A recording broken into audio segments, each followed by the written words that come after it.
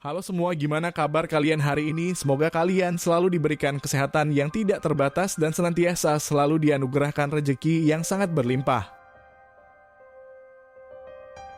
Pada kesempatan kali ini saya akan membahas sebuah kisah yang sangat memprihatinkan, di mana kejadian itu terjadi kepada seorang gadis yang dikenal sebagai seorang ahli agama. Akan tetapi dia malah terjebak akan keilmuan tinggi itu pada situasi yang memalukan. Dia mencemarinya pada sebuah tindakan dengan seorang pria di dalam ruang lingkup pondok pesantren. Menurut keterangan yang disampaikan oleh pihak instansi terkait, di sana si gadis itu diringkus oleh satuan petugas kepolisian karena kedapatan telah melakukan eksekusi kepada seorang anak yang baru saja dia lahirkan. Gadis itu mengeluarkan si cabang janin di dalam toilet masjid tanpa bantuan siapapun.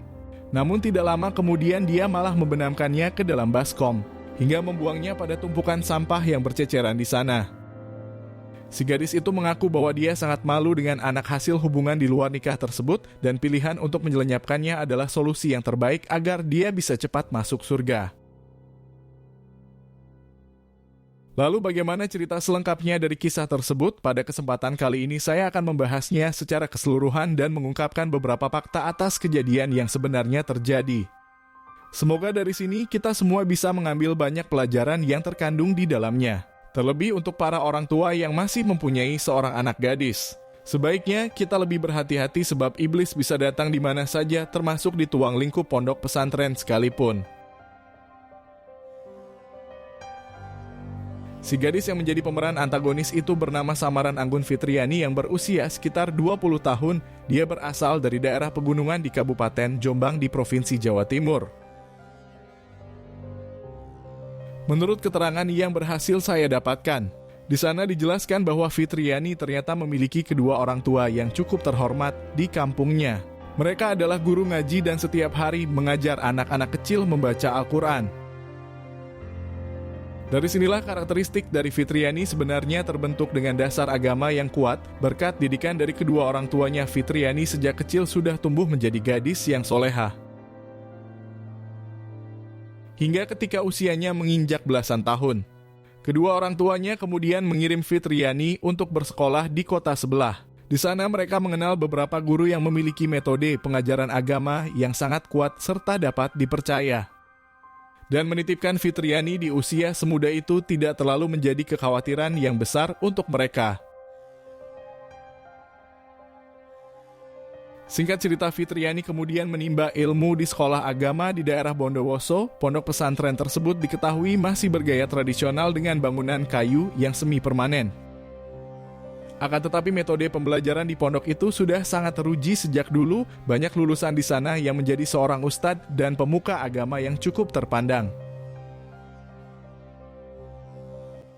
Menurut keterangan yang disampaikan oleh pihak keluarga, mereka mengatakan bahwa Fitriani cukup merasa nyaman tinggal di sana. Suasana yang masih asli dengan banyak perbukitan juga menjadi salah satu alasannya. Terlebih Fitriani juga bisa mengikuti setiap pembelajaran yang diberikan oleh para ustadz. Di sana dia mempelajari beberapa kitab terkemuka dari kalangan para ulama. Sayangnya karena keterbatasan finansial dan jarak yang terlalu jauh, kedua orang tua dari Fitriani ternyata tidak setiap bulan menengok anaknya di sana. Mereka hanya sesekali menitipkan uang saku dan berharap putrinya bisa memahami kondisi tersebut.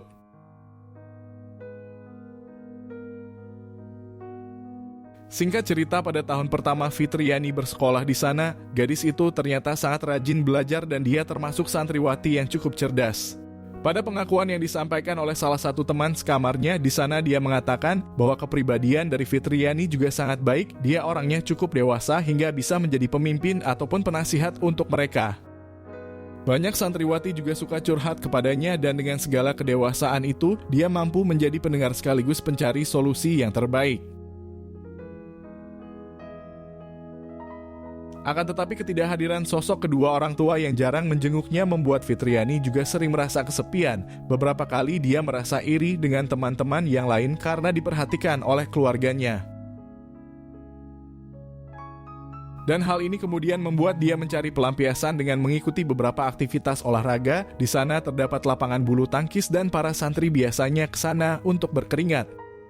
Namun sayangnya di tempat itu tidak ada pengawasan ataupun penjagaan yang ketat dan para pria serta wanita bisa berinteraksi secara langsung.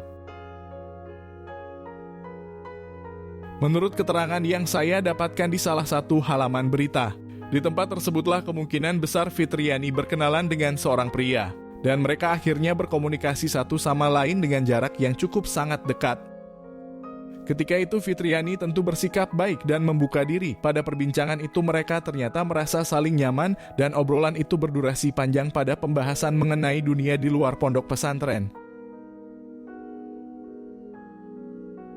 Dalam keterangan yang disampaikan oleh salah satu teman Fitriani, di sana dia bercerita bahwa semenjak itu mereka kemudian sering bertemu di lapangan tersebut. Meskipun mendapat larangan dari para guru, akan tetapi beberapa murid seperti tutup mata dan melegalkan aktivitas itu. Hingga pada akhirnya kedekatan antara si pria dengan Fitriani kemudian berkembang pada sebuah perasaan manusiawi dan mereka terjebak pada rasa sayang serta cinta yang terjalin begitu saja.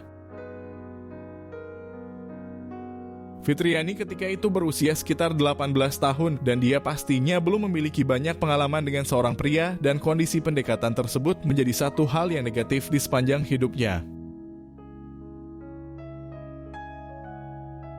Dalam pengakuan yang disampaikan oleh Fitriani di hadapan petugas kepolisian, dia sebenarnya tidak menjelaskan secara rinci mengenai latar belakang dari pria tersebut. Namun dari sini dia mengaku bahwa dirinya terjebak pada kemaksiatan yang tidak terbatas. Pada awalnya perkenalan antara Fitriani dan si pria sebenarnya berjalan seperti biasa. Mereka setiap minggu menghabiskan waktu untuk berinteraksi di tempat olahraga. Dan sesekali secara sembunyi-sembunyi mereka bertemu tanpa sepengetahuan dari para ustadz yang ada di sana. Dan dari obrolan itu kemudian berubah pada sentuhan fisik seperti saling bergandengan tangan dan meningkat lagi pada sentuhan yang lainnya hingga tercipta satu hasrat dari keduanya yang tidak bisa dikendalikan. Di ruang lingkup pondok pesantren itu Fitriani kemudian memulai fantasi nakalnya. Dia awalnya merasa penasaran dan karena rasa cinta yang membuatnya memberanikan diri untuk memberikan apa yang diinginkan si pria. Pada saat itu status mereka juga tidak jelas. Fitriani hanya mencintainya tanpa mengetahui perasaan dia terhadapnya. Dan rasa cinta ini nampaknya membutakan perasaan serta logika. Dan gadis muda itu terperangkap pada pelukan dari sang pria yang sebenarnya baru dia kenal. Singkat cerita, kisah ini kemudian terus berlanjut pada kemaksiatan yang terus-menerus mereka lakukan. Dan hingga pada puncaknya Fitriani kemudian memberikan mahkotanya di sebuah tempat yang masih menjadi kawasan pondok pesantren tersebut. Entah iblis apa yang merasuki si pria hingga tega melakukan itu, dan rasa cinta Fitriani menjadi kebodohan yang tidak pernah dia maafkan sampai saat ini. Dalam keterangan yang disampaikan oleh Fitriani, kejadian olahraga itu kemudian terjadi sampai berulang kali. Di sana dia juga sempat merasa sangat berdosa, namun kenikmatan yang didapat membuatnya tetap melaksanakannya. Si pria itu juga selalu menagih keindahan dari lubang hitam miliknya. Dia seperti seorang maniak yang berjubah manusia dan berhati iblis secara nyata untuk Fitriani. Hingga pada akhirnya puncak atas hubungan itu kemudian terjadi, di mana Fitriani merasa bahwa tubuhnya semakin membesar dan dia juga semakin sensitif pada bau-bau tertentu. Pada awalnya Fitriani tidak terlalu memperdulikan hal tersebut, namun rasa mualnya malah semakin parah dan dia bahkan sering muntah di sepanjang malam. Disinilah Fitriani kemudian mulai menyadari bahwa apa yang terjadi tidak sesederhana yang dipikirkannya. Dan ketika dia kemudian membeli alat tes kehamilan di apotek terdekat, di sana dia tentu sangat terkejut bahwa dirinya sedang mengandung seorang janin di dalam perutnya. Kondisi tersebut kemudian langsung diberitahukan kepada si pria dengan nada yang sedikit marah. Dia ingin meminta pertanggungjawaban atas semua ini. Sayangnya tanggapan si pria malah memilih diam serta membisu. Dia tidak menatapnya sama sekali dan lebih sering membuang muka pada perbincangan yang serius tersebut.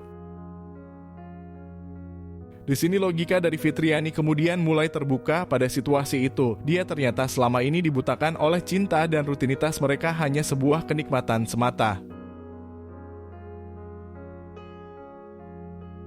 Singkat cerita, beberapa minggu berikutnya Fitriani semakin gelisah dengan kondisi perutnya yang terus membesar.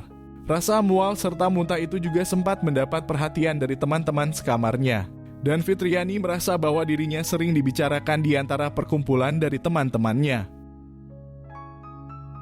Disinilah kegamangan itu kemudian muncul di dalam benaknya. Si pria nyatanya tetap membisu dan tidak mau bertanggung jawab atas perbuatan yang sudah dirinya lakukan. Dan Fitriani akhirnya berada pada persimpangan atas dosa besar yang sudah terjadi. Menurut keterangan yang saya dapatkan, sekitar 2 bulan berikutnya Fitriani kemudian memilih untuk pindah ke Magelang.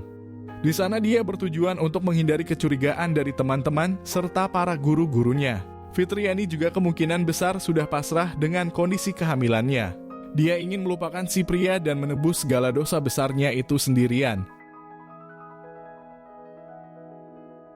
Singkat cerita, di pondok pesantren barunya itu Fitriani kemudian diterima dengan baik. Keilmuan yang tinggi serta sikap kepemimpinannya itu juga membuat para ustadz di sana kemudian mempercayakannya sebagai pengurus. Dia diberikan hak khusus untuk mengasuh para santriwati yang baru belajar dan menjadi pengajar pendamping untuk para ustadz di beberapa mata pelajaran.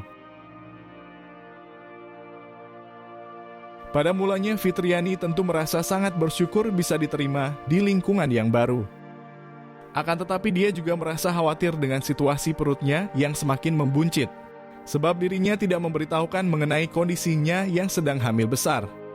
Fitriani memilih untuk tetap bungkam karena merasa malu dengan apa yang sudah diperbuat. Dia menganggap dirinya sudah kotor karena kehamilan di luar nikah tersebut.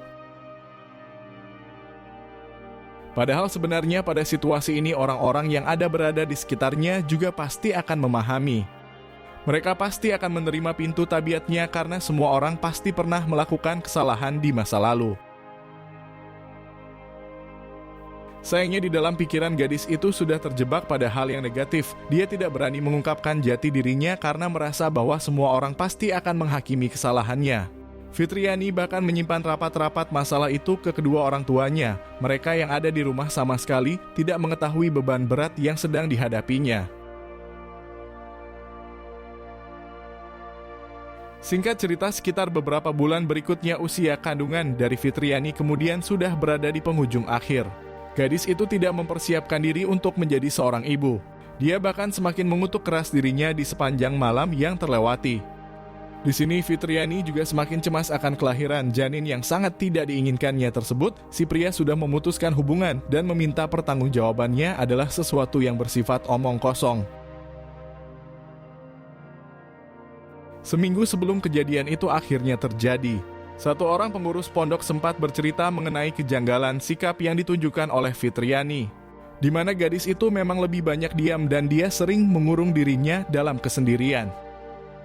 Sebenarnya si pengurus itu sempat ingin menanyakan perihal apa yang sedang terjadi, namun Fitriani seolah bungkam dan dia menutup mulutnya dengan sangat rapat. Hingga tibalah pada satu waktu yang sangat tidak diinginkan oleh Fitriani, di mana ketika itu dia tiba-tiba saja mulas dan perutnya seperti ada yang menendang-nendang dari dalam. Saat itu Fitriani juga melihat celananya mulai basah, dan dia mulai menyadari bahwa itu adalah air ketuban sebagai petanda dia akan segera melahirkan. Di sini wajahnya mulai memerah dan keringat membasahi seluruh tubuhnya. Fitriani kemudian berlari untuk menuju ke sebuah toilet yang berada di lingkungan masjid. Di sana dia menguncinya dan duduk berjongkok dalam kepasrahan tingkat tinggi. Tidak ada kesulitan selama dia menarik napasnya sepanjang mungkin. Perlahan demi perlahan si janin juga sudah mulai kelihatan dan Fitriani sebisa mungkin tidak berteriak dalam rasa sakitnya tersebut. Dan sekitar 5 menit berikutnya teriakan dari sang janin kemudian terdengar. Fitriani seketika langsung terkejut dan dia kemudian langsung membenamkannya ke dalam baskom yang berisikan air penuh. Di sana dia berpikir bahwa tangisan itu pasti akan membuat banyak orang menghampirinya. Tanpa logika dia kemudian membungkamnya sampai tangisan itu benar-benar terhenti. Fitriani seolah sudah tertutup mata dan hatinya, si cabang janin tersebut bahkan tidak ditatapnya dan akhirnya harus binasa seketika itu juga. Tidak ada air mata penyesalan yang keluar dari Fitriani. Di sana dia sudah berjubah iblis pada sebuah tindakan yang sangat tidak masuk akal. Awal dari perbuatan buruk itu nyatanya membawa dia kembali pada keburukan yang lainnya. Menurut pengakuan yang disampaikan oleh Fitriani di hadapan petugas kepolisian, setelah memastikan bahwa anak pertamanya tersebut sudah tidak lagi terdengar, dia kemudian langsung membungkusnya dengan kain gamis yang dirinya bawa dari kamar. Setelah itu dia membuangnya sementara pada tempat sampah di halaman masjid. Sayangnya sebelum sempat dia melakukan tindakan selanjutnya, kondisinya semakin melemah dan gadis muda itu terjatuh dalam ketidakberdayaan pasca melahirkan. Beberapa menit berikutnya, satu orang santriwati kemudian menemukan Fitriani dalam keadaan tidak berdaya di atas tanah. Dia selanjutnya membawanya ke ruangan medis di pondok pesantren, dan kemudian memberitahukan ke para ustadz maupun ustadzah yang ada di sana. Dan tidak lama kemudian, satu orang pengurus akhirnya menemukan tong sampah yang bercucuran noda merah. Dia mengangkatnya hingga langsung terkejut ketika melihat isi yang ada di dalamnya. Sebuah penampakan dari wujud seorang manusia yang belum punya dosa, dan dia harus binasa pada takdir hidup yang sebenarnya belum lama dimulai. Singkat cerita, karena kondisi dari Fitriani semakin melemah, para ustadz kemudian langsung membawanya ke rumah sakit terdekat. Mereka juga melaporkan atas penemuan cabang janin itu ke kantor kepolisian. Hingga akhirnya apa yang dilakukan oleh Fitriani kemudian terbongkar dan dirinya kemudian dinyatakan bersalah hingga langsung dijadikan sebagai seorang tersangka. Menurut keterangan yang saya dapatkan, Fitriani kemudian akan divonis hukuman selama 15 tahun kurungan di penjara. Dia juga langsung mengakui semua perbuatan yang terjadi di dalam kamar mandi tersebut. Akan tetapi si pria yang sebenarnya menjadi aktor utama itu dinyatakan tidak ada kaitannya dan dia tidak bisa dijerat hukum pidana apapun meskipun menjadi pastor utama dari kisah ini. Semoga dari sini kita semua bisa mengambil banyak pelajaran yang terkandung di dalamnya agar senantiasa kisah serupa tidak akan terulang kembali di hidup kita maupun keluarga terdekat kita.